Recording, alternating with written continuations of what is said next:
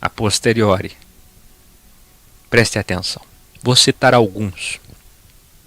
Lucas 17:19. Disse-lhe: levanta-te e vai. A tua fé te salvou. E Jesus lhe disse, Lucas 18:42. A tua fé te salvou.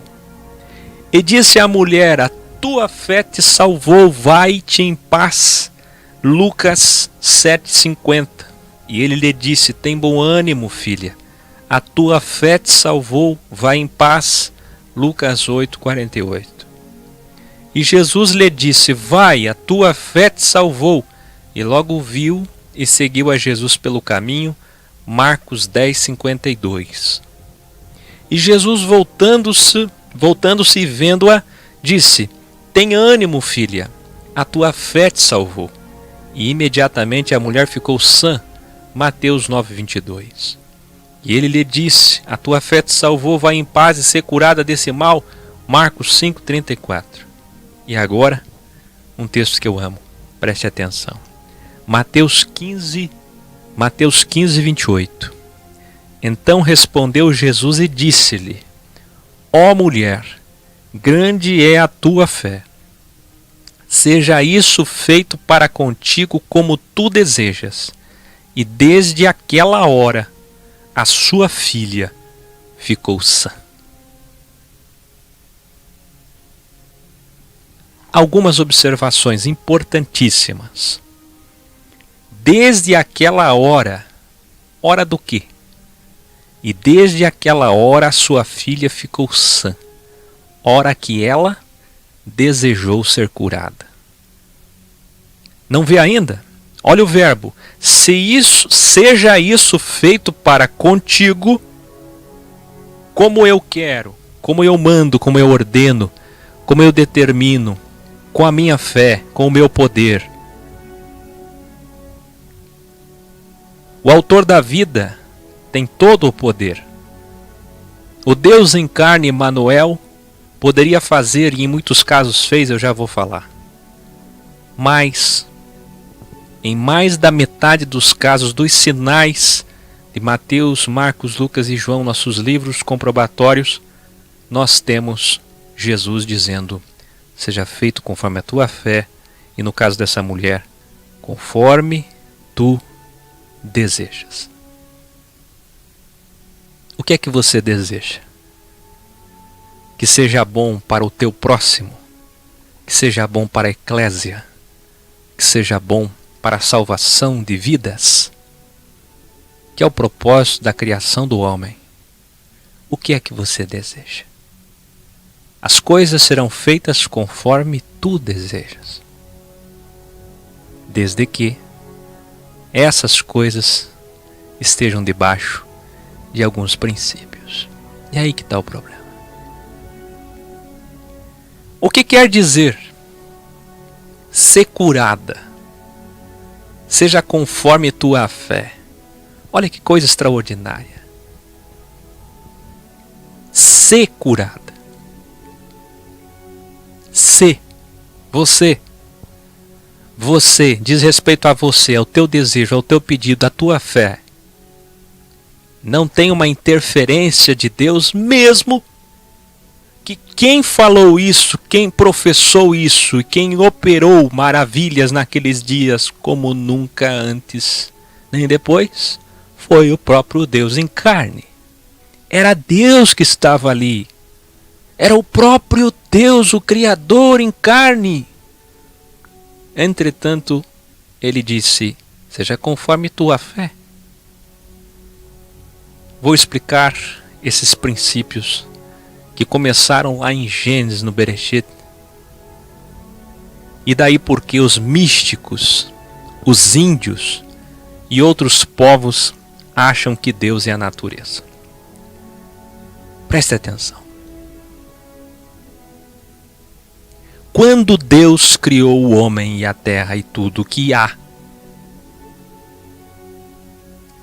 Ele estabeleceu planos metafísicos.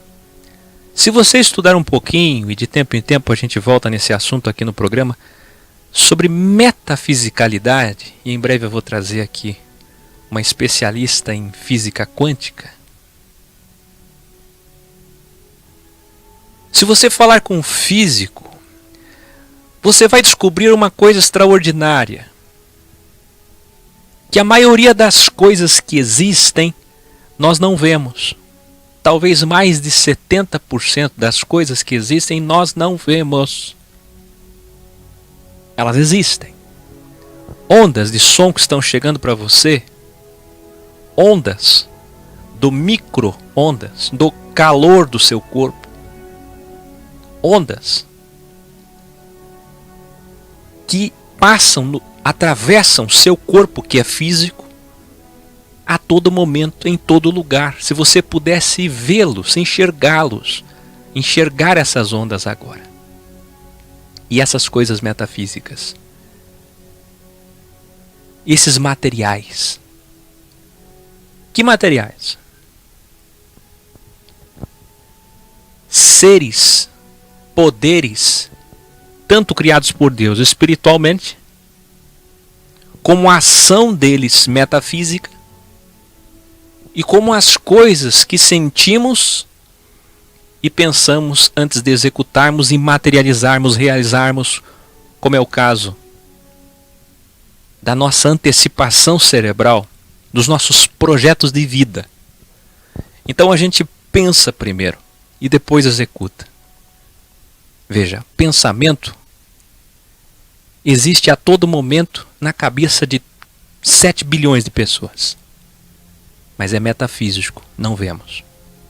É essa metafisicalidade que Deus estabeleceu também. E que nós nos apegamos muito à matéria, às coisas dessa vida. Tanto é que os crentes acham que ser espiritual é outra coisa. Quando na verdade ser espiritual, já ensina isso, é o contraposto antagônico de ser material. Quanto mais desapegado da matéria, mais espiritual. E hoje nós temos os crentes do pai João Calvino, materialistas, dinheiristas, de Mamon. Mamon é o Deus desse século, deste mundo, desse sistema. Deus desse século, Deus desse mundo, Deus desse sistema é a mesma coisa, 2 Coríntios 4. Você sabia? Eu já ensinei para vocês que a raiz mundo, a raiz sistema e a raiz século é a mesma coisa. Então quando a gente fala de um sistema, é muito maior do que você pode imaginar. Agora preste atenção. As coisas espirituais e metafísicas nós não vemos e por isso não quantificamos. Por isso física quântica. Não temos como quantificar, ver, contar, mensurar. Como ter uma matemática para as coisas que Deus fez e que nós não vemos. E nós, seres humanos medíocres que somos, muitas vezes, ficamos apegados à matéria, às coisas que vemos. Quando existe amor, ódio, saudade, esperança, fé, tudo isso, o ser humano tenta explicar, energia, onda, alguma coisa. Mas o fato é que elas existem e são muito mais do que as coisas que vemos. De modo que para Deus as coisas que vemos ou não vemos, para Ele é a mesma coisa. Porque Ele tudo vê. Tudo contempla. E quando Ele criou o mundo, Ele estabeleceu muito mais coisas então que não vemos do que as coisas que vemos. Ele disse para a semente física que ela germine, que ela prospere, que ela frutifique. E assim é. Jabuticaba da jabuticaba, beterraba da beterraba, em quase 6.000 anos de existência do homem. E talvez milhões de anos no Jardim do Éden fechado. Você entende isso?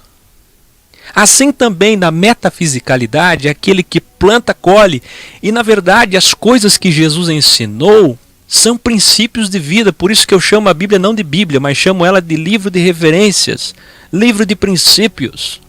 E é isso que nós contemplamos e vemos no vídeo A Bíblia não é sagrada, você que não assistiu precisa assistir, porque a Bíblia, além de não ser sagrada, mística, ela precisa ser vista pela percepção de que ela é a raiz, a nossa fonte de princípios, de conduta, de maneira de viver para escolhas da vida. É nela que estão os heróis da fé, da metafisicalidade mais importante, a fé, a vitória que vence o mundo, mas no que diz respeito à salvação, espera que o tema só está começando. Então ele, em seus ensinamentos, por exemplo, num dos sermões mais conhecidos, ele disse: batei, batei a porta e abrir-se. Que princípio extraordinário. As pessoas acham que é a insistência da oração. Mistificaram o que ele falou. Aí tem gente que faz campanha de oração. O que ele está falando é um princípio extraordinário. Ele está dizendo que pode ser um ateu, mas se o ateu perseverar e bater naquela porta, ou ascendentemente, ou pelo menos constantemente, de forma retilínea, uniforme, na mesma intensidade, na mesma equidade, então a porta se abrirá. Se você quer uma coisa, se você põe uma coisa na cabeça como alvo, se você tem um destino, isso começa aqui, na metafisicalidade, e poderá se realizar se você crer. Se você crer, se você confiar, será conforme o teu desejo, será conforme a tua fé. Você que não assistiu o meu vídeo sobre removedor de montanhas, assista depois para entender outro texto que mistificam e entendem absolutamente de forma equivocada. Entendendo essa metafisicalidade de princípios que ele estabeleceu lá atrás quando criou o homem, ele não estabelece aqui porque senão isso o tornaria um Deus injusto que privilegia filhos, que interfere quando ele quer, do jeito que ele quer. A predestinação fatalista presbiteriana ou arminianista do Deus que põe o nome no livro da vida, tira do livro da vida, põe no livro da vida e fica amedrontando as pessoas. Deus, o Criador dos céus e da terra, ele não pode interferir. Ele não pode ultrapassar algo que é maior do que ele. A sua própria justiça, seu próprio caráter, sua equidade, sua palavra. A sua palavra é maior do que ele. Hoje nós vemos uma sociedade de pessoas que não têm palavra. Ainda ontem eu adquiri um template para o site, novo portal EC, de um indiano, e ele não teve palavra. Tive que ter uma discussão imensa para poder rever o dinheiro. Mais de 40 e-mails trocados em inglês, desesperado, para rever um dinheiro de um produto que não é verdade. Hoje as pessoas não têm palavra. O caráter pressupõe palavra. E Deus é um Deus de palavra. Se você não pode confiar na palavra dos homens, tem uma pessoa que não muda. Os homens mudam de palavra, mas tem um ser que ele é único e imutável. Ele é imutável dentro de seus planos arquitetados. O Senhor dos Exércitos zela por sua palavra. Então não tem privilegismo gospel, pentecostal, neo, que vai fazer com que você ache que você é mais especial que outrem, porque para ele todos são iguais. E para explicar isso na metafisicalidade, quando as coisas começaram lá atrás, há quase 6.000 anos, o Senhor estabeleceu também um princípio extraordinário. Ele estabeleceu, olha para minha mão, uma linha imaginária. Uma linha metafísica que não podemos ver. Ele estabeleceu isso. E o homem e a mulher que ultrapassar essa linha, crendo, desejando com todo o seu coração, acreditando que aquilo é possível, este homem, esta mulher, alcançará o que deseja. Mas não é que seja Deus mandando um anjo para te dar aquilo que você acreditou e pediu com fé. Não é que seja Deus privilegiando e coincidindo com o revelamento, a profetada e a visagem lá do teu grupinho. Nem com os sonhos dos espíritas, nem com os sonhos dos evangélicos e até do pessoal fora do sistema. Coincidiu, mas não é. O que acontece é que existe uma linha imaginária que Deus determinou no Gênesis. E a sua palavra foi que hoje, que desde hoje até o último dia do milênio, o homem que crer, a mulher que confiar inteiramente e se debruçar unicamente com toda a sua força em alcançar aquilo que acreditou e lutar por aquilo que confiou, este homem, essa mulher, alcançará esse objetivo.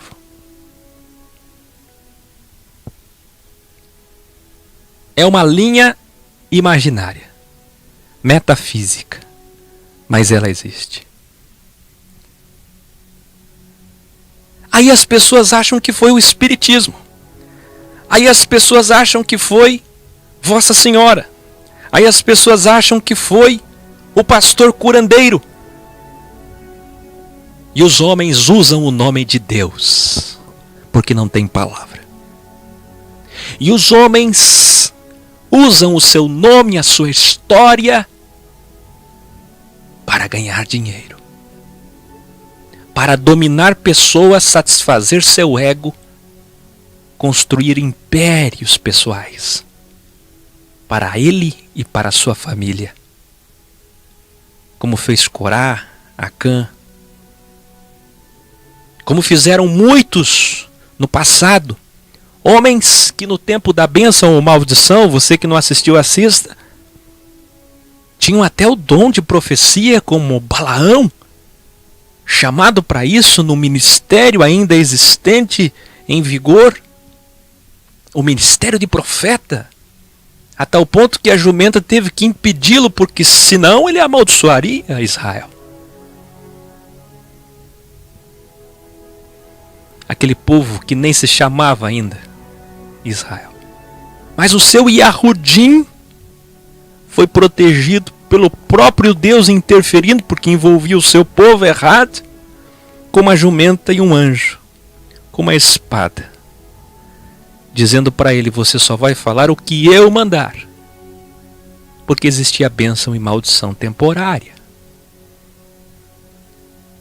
Hoje Jesus nos deu sua graça, a bênção definitiva. E sabe o que as pessoas fazem? Ainda preferem a bênção e a maldição temporária, porque aprenderam errado. É esse Deus que interfere, que é injusto, que é como Satanás, fica interferindo a qualquer coisa, a qualquer momento. Embora nem Satanás faça isso, Satanás só pode interferir quando você deu o primeiro passo. você colocou no coração trair sua esposa, Satanás já prepara até o encontro para você. Até o vestido da mulher com que você vai deitar, ou o homem. Ou a vestimenta. Ele interfere, basta você querer o mal. Se ele ver que você quer o mal, ele já está interferindo. Deus não. Só quando salvação envolve todo o seu povo. Mas eu disse de uma terceira forma com que Deus interfere. Existe uma terceira forma que eu pouco falei até hoje. Eu só disse assim, através de dons. E hoje é o dia. E essa semana com a minha volta é o momento desse assunto. Como é que Deus interfere através de dons? Nós vamos voltar nesse assunto muitas vezes.